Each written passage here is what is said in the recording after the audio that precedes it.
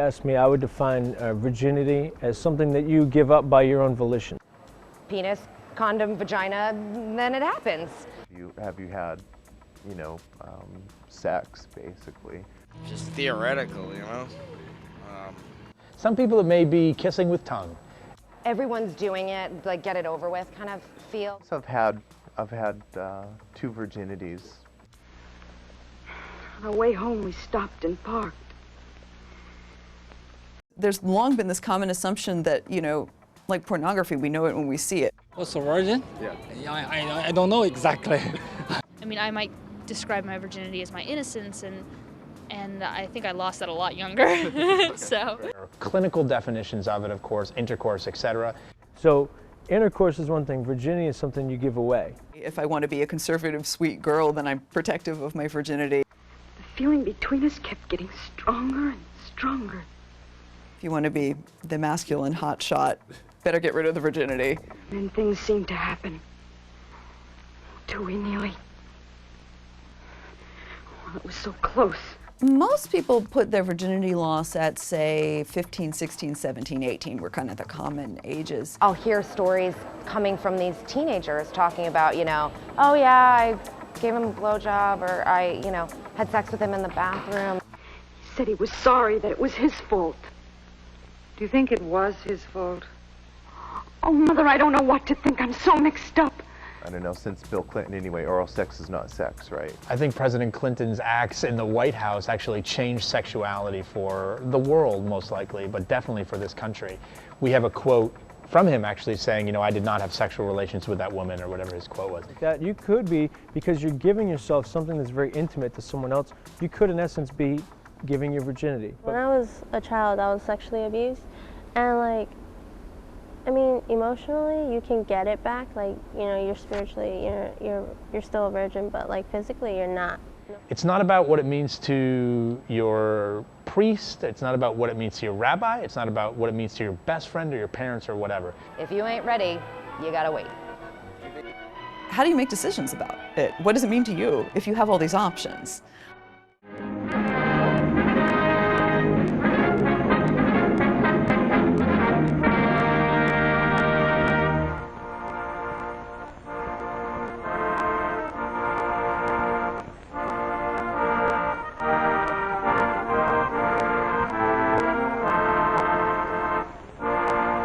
Wouldn't it be wonderful to be a bride again?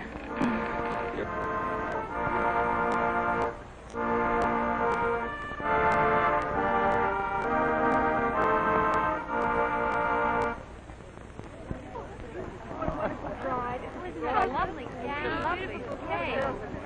Aren't they?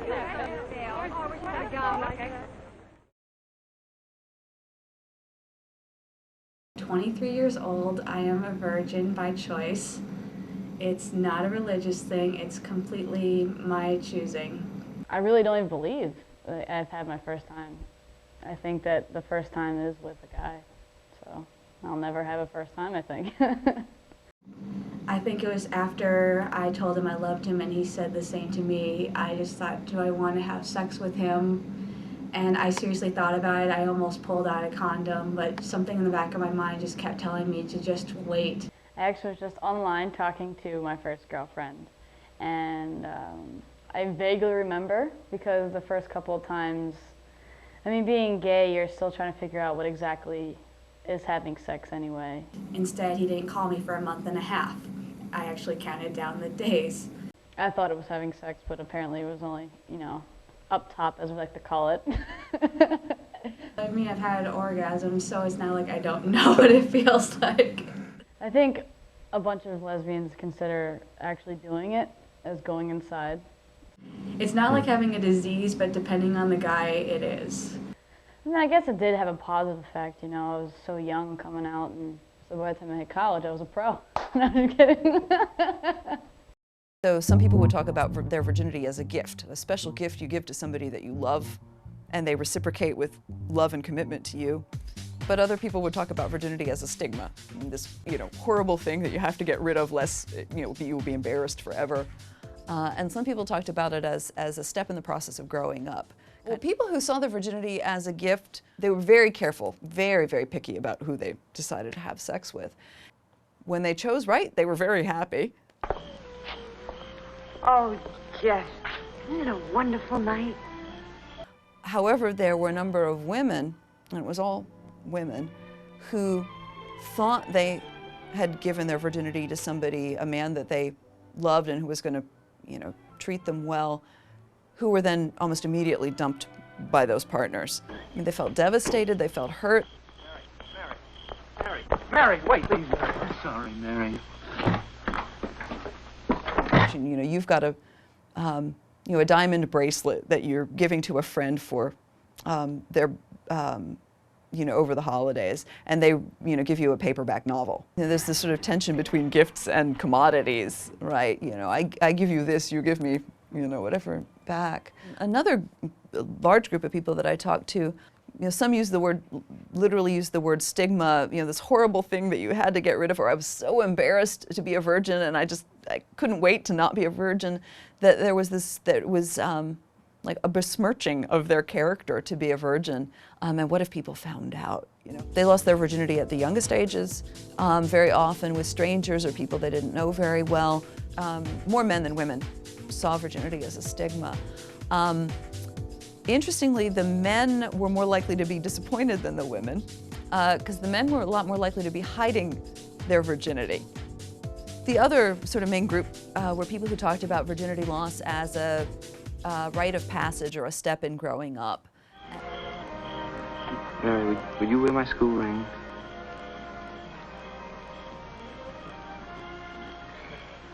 Yes, Jeff. Women and men, in almost equal numbers, saw virginity that way.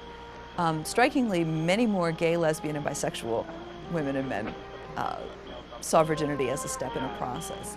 If your deepest expectation about virginity loss is that you're going to learn something about yourself and you're going to learn something about sex, you can still learn something, So in some ways you can still be satisfied with that experience, whereas love and eternal commitment are a whole lot harder to deliver. The folks who saw virginity as a step in a process were, even if they didn't have particularly pleasurable experiences, tended to recover a lot faster. I mean, they hadn't put all their eggs in that one virginity basket. At my age of 18, so I purchased a girl. I liked her very much, and for more than 3 or 4 months, she said no to me. But finally, he agreed. And several years later, she told me it was her 18-year-old birthday, so he agreed. That's all. In Rome, there was also a tradition of the institution of the Vestal Virgins. They lived in the Roman Forum, and it attached to the temple of Vesta, who was the goddess of the hearth. They were selected as Vestal Virgins when they were 8 or 9 years old by older Vestal Virgins or by priestesses and priests, and they had to lead a celibate life until they reached, I think, the age of 40, by which their, in Roman times, reproductive life would be pretty much over because their life expectancy was pretty much over. For a Vestal Virgin to remain pure and be an intact virgin was important not for the girl herself or the woman, but to protect the state. And the few times, and there are accounts of this in Roman historians, where a Vestal Virgin actually committed fornication, had intercourse with a lover or a friend or someone, she was buried alive. Well, dating came about really in the late 1800s when the country had urbanized pretty rapidly, so a lot of kids had moved from, or young adults had moved from farms into cities and were working and earning their own incomes and living often in boarding houses or with relatives. And they didn't have the parlors and pianos and chaperones to keep up the system of calling, where maybe the young gentleman would come to the young lady's house and sit there and chat. Come away with me, Lucille. started building amusement parks and carnivals and penny theaters, and the movies came about.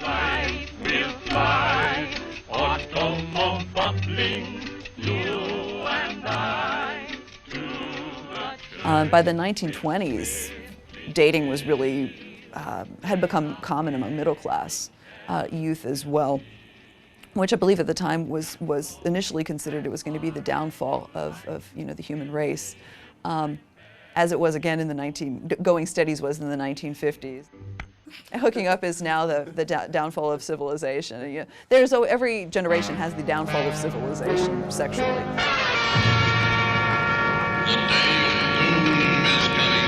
We somehow assumed that everything before the 1960s was chaste and innocent, and but before the 1830s, sex before marriage was pretty common, actually, and not punished particularly.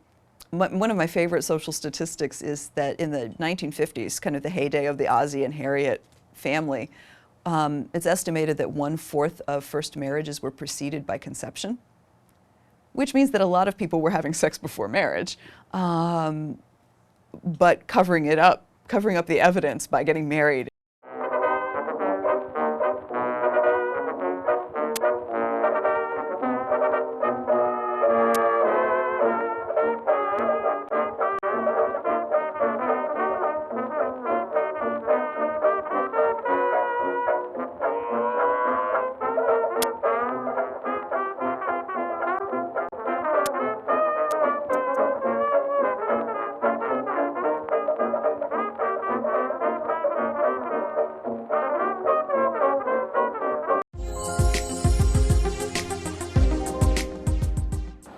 Describing my first time, the play. Well, it's a very simple kind of presentation. All of these stories in these monologues are real stories taken from a website called myfirsttime.com. I don't know, how does it feel to lose my virginity a lot in a night? There's a story about, a very sad story about a woman having sex with her brother, actually, because he was dying of leukemia and was desperately afraid of dying a virgin, and she talks about sacrificing herself for him. And at the end of the story, she has this great line where she says, "That's my story and I have no interest in your approval." Because it wasn't about the sex, it was about the love she had for her brother. Well, you'd be amazed at how many of these stories actually said, I was almost 18, I was just about 16, I had just turned 15, I was almost 18, we were both about, tons of them. Another trend that I found that jumped out at me that I knew I had to, was the amount of first-time experiences that involved alcohol. The amount that said I was drunk, I was wasted, I had this many drinks, was actually extremely upsetting to me. We did a little focus group on this show before we started, and the one thing, when we told people, we're doing the show, it's called My First Time, everyone's faces went like this, because they got nervous about it. And they told us that they had to know the show was fun and funny, and then they would be okay with it. So for those audience members, they're a little nervous and timid in the beginning, and then it's amazing how everyone latches on to something. Again, that kind of idea of comfort and letting people know that it's okay to talk about it. I'm now a little bit more comfortable talking about sex. I still don't like talking about like the sex I've had, I don't like talking about that, but I think, it's nice that we're not so completely closed off. But then again, I live in New York, so I don't know about the other cities and states out there. The modern audience wants to be a part of the show somehow, or a part of the action. And the unique part about My First Time is that we ask them to be involved by putting a survey card on every person's seat as they walk in that asks about 10, 11 very specific questions. How old were you when you lost your virginity? What was the name of your partner? Where was it? Do you regret it? Did you use a contraceptive? What would you say to your partner if they were here right now? Sort of comments. And then we interpolate those into the show itself. I should say the locations really have been some of my favorites. In the Butt, New Year's Eve, there is a place called New Year's Eve. And then On My Back, things like that. And then of course the ridiculous responses of comments like, I wish it was bigger, like my cousins. It's one of my favorites. The response that I'm always overwhelmed at is the amount of people that are still with the person that they lost their virginity to. You know, we live in somewhat of an embittered society that doesn't believe marriage stays together and all that sort of thing. And I will tell you, there are tons of people staying together and there are tons of people very happy with only having been with one person. My first time, the actual act of it was awful. Just like it didn't work. We had to try 3 times. We went to see Lethal Weapon 2 like in the middle and came back and tried again.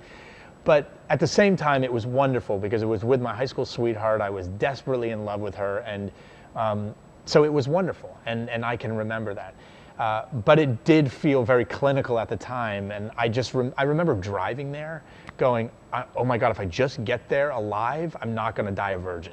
We make jokes about the fact that there's, on the screen it says, like 100% of this audience will have sex tonight, but it's true because you start talking about your first time and you go back to when you were 15 and it was awkward and you were exploring, and so a lot of the people that I've had that have come to see the show that report back to me, they're like, oh, I totally had sex that night after seeing the show.